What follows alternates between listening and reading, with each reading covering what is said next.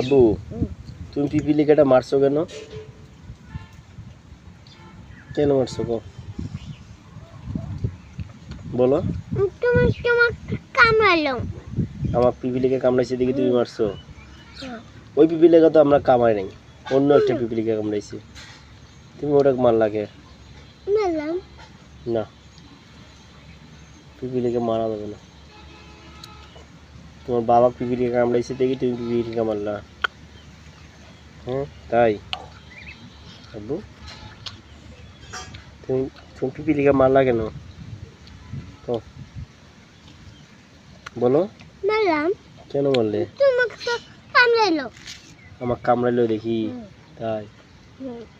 আচ্ছা, কেউ যদি আমাকে মার দেয় তখন তুমি কি করবে? তুমি তাকে মারবা?